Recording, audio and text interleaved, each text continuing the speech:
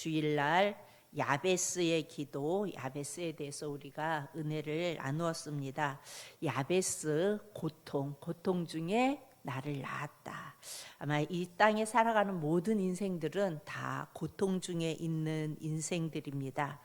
그런 삶에 어려움이 올 때마다, 그런 고통이 올 때마다 뭘 하라고 말씀하셨죠? 먼저 회개하고, 그리고 찬양과 영광을 돌리며 주저 말고 기도하라고 주님은 우리에게 말씀하십니다. 오늘 시편 51편은요, 신구약을 통틀어서 회개에 대한 가장 잘 알려진 말씀입니다. 회개에 있어서 가장 중요한 것은 바로 내가 죄인임을 깨닫는 것입니다. 내가 죄인임을 깨달아야 회개도 할 수 있는 것입니다. 그런데 많은 사람들이 실제로 살아가면서 자신이 얼마나 심각한 죄인인지를 잘 몰라요. 나는 깨끗한 줄 알아요. 시편 51편은 다윗의 시입니다. 그리고 충신 우리아의 아내 밧세바를 간음했던 사건입니다.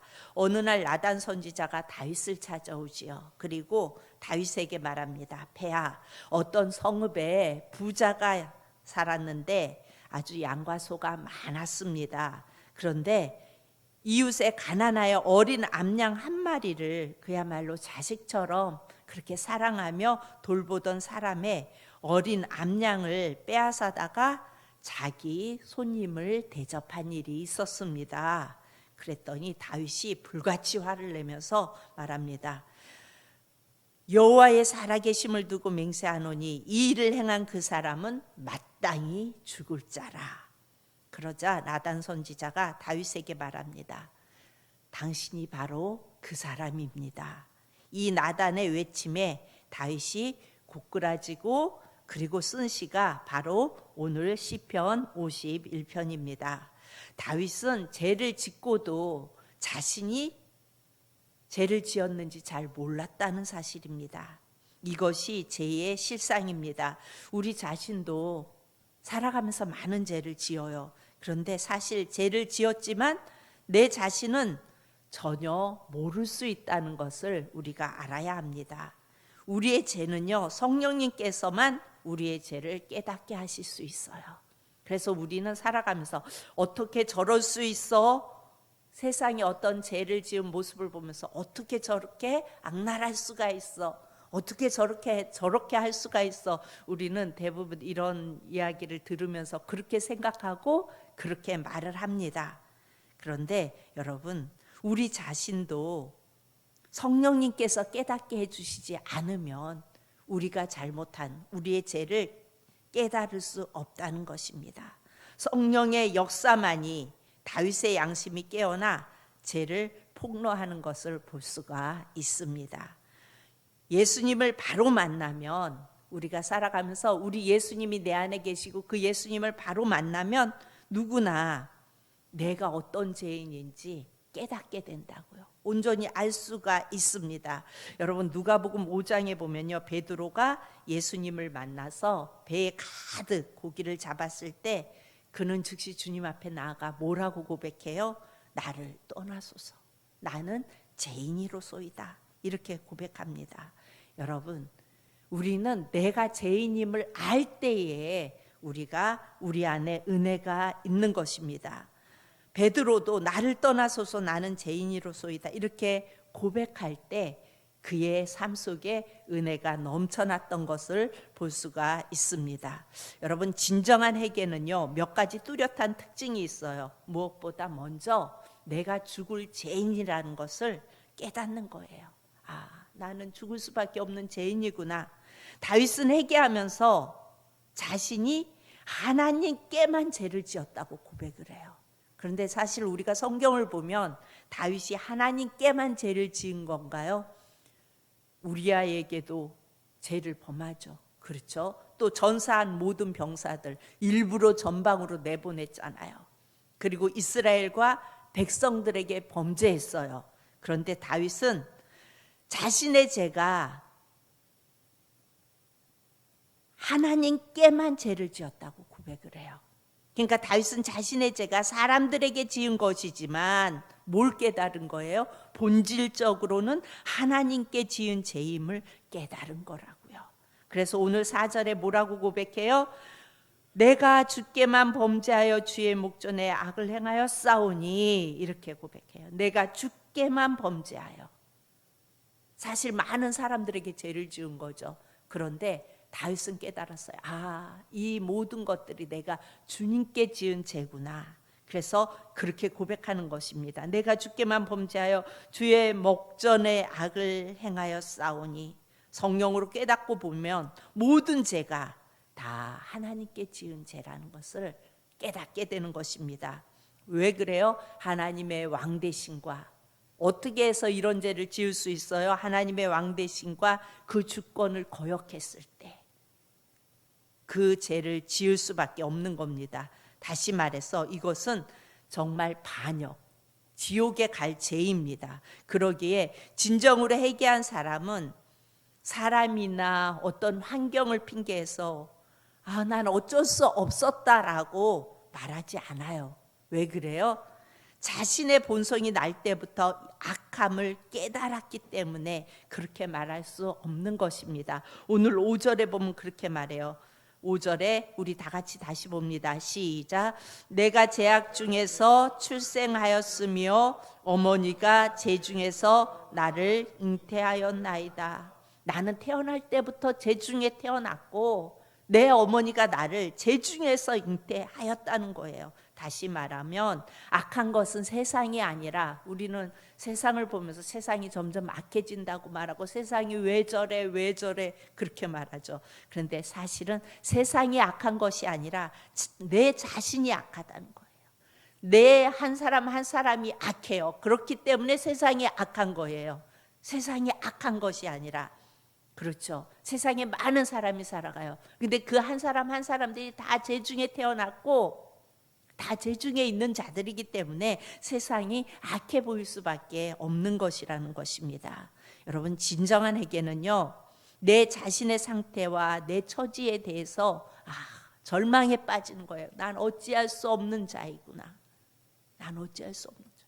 주님이 나를 붙잡아 주시지 않으면 나는 한순간도 살아갈 수 없는 자이구나. 이것이 깨달아질 때, 내 자신에 대해서 절망이 느껴질 때에 회개할 수 있는 것입니다. 다윗은 강대한 국가의 왕이었죠.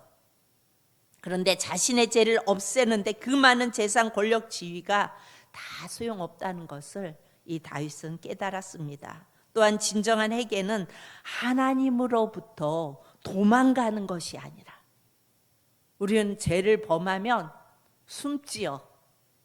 그런데 진정한 회개는 하나님으로부터 도망가는 것이 아니라 더 하나님 품으로 파고드는 거예요. 더 하나님 앞으로 나가는 거예요. 이것이 여러분 진정한 회개입니다. 진정한 회개는 도망가는 게 아니에요. 숨는 게 아니에요. 더 주님 앞으로 나가는 거예요. 더 주님 앞에 엎드리는 거예요. 그래서 엄청난 죄를 짓고서도 다윗은 하나님께 사랑과 자비를 구하는 기도를 올립니다. 오늘 1절, 2절을 보면은 어찌 보면은 참 뻔뻔스럽죠. 하나님이여 주의 인자를 따라, 1절입니다. 내게 은혜를 베푸시며 주의 많은 긍휼을 따라 내 죄악을 지워주소서. 얼마나 뻔뻔스러워요. 그렇게 죄를 지어놓고 나의 죄악을 맑게 씻으시며 나의 죄를 깨끗이 제하소서.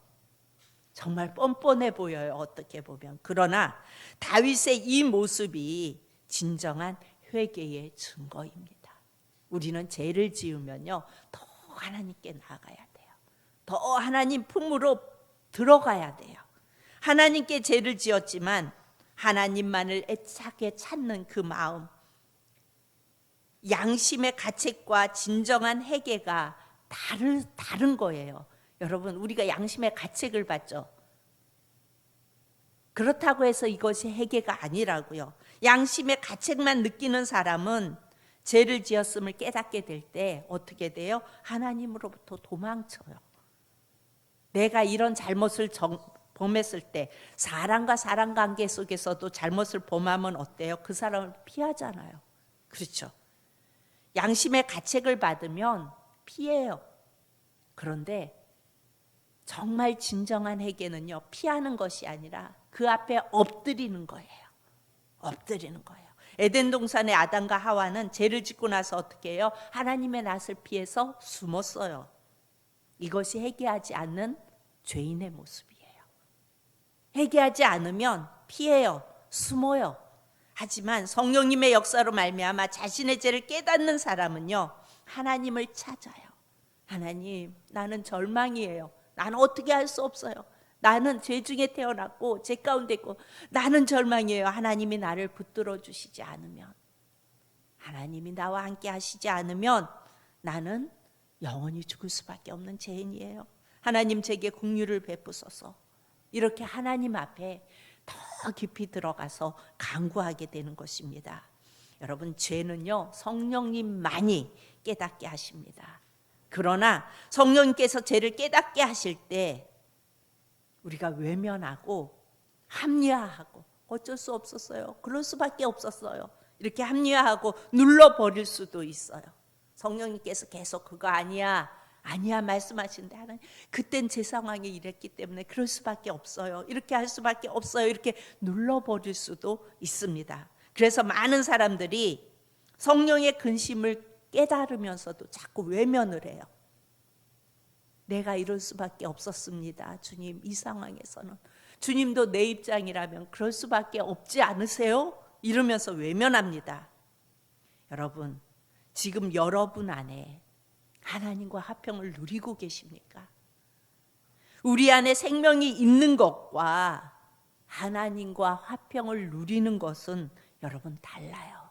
우리가 예수님을 주로 고백했을 때 우리 안에 생명이 있어요. 그런데 주님이 깨닫게 하시고 성령께서 나를 깨닫게 하시고 자꾸 근심케 하시는데도 그것을 자꾸 외면해 버리면 우리 안에 평강이 사라집니다. 여러분, 화평함을 누릴 수가 없어요. 기도를 하기는 해요. 그런데 기도의 능력을 체험하지 못해요. 우리 안에 죄책감은 느끼는데 죄에서 완전히 자유함과 승리를 얻지 못해요. 이유는 우리의 마음과 삶이 더럽기 때문에 그래요. 여러분, 시편 66편 18절에 이렇게 말씀하세요. 내가 내 마음에 죄악을 품으면 주께서 듣지 아니하시리라. 내 안에 죄악을 품고 있으면 내가 기도를 해도 주님이 듣지 않으신다고 말씀하세요. 여러분, 시련이 올 때 내가 내 마음에 죄악을 품고 있으면요, 하나님 앞에 나아가서 다 고하고 회개하고 주님 앞으로 더 가까이 나가지 못하면 시련이 올 때 우리는 주님을 신뢰할 수가 없어요. 내 안에 죄악이 주님을 신뢰하지 못하게 만들어요.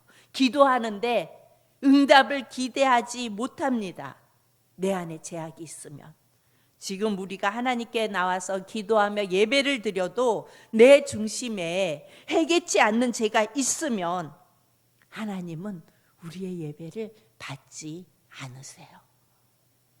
이 새벽에 성령님께서 주님과의 사이에 막힌 담을 깨닫게 해주시기를 기도하시기 바랍니다.